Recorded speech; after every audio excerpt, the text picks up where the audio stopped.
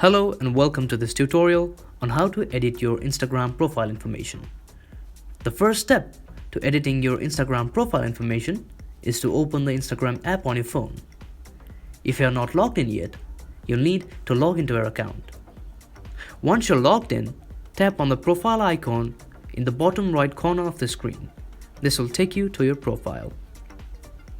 Once you're on your profile, tap on the Edit Profile button. This will take you to the Edit Profile screen where you can make changes to your profile information. To edit any of this information, simply tap on the field you want to change and make your edits. Once you have made all your edits, be sure to save the changes by tapping on the Done button on the top right corner of the screen. Your changes will be saved and your updated profile information will be visible to everyone who visits the profile. That's it. You know how to edit the Instagram profile information now. Thanks for watching and good luck with your Instagram profile. Thank you.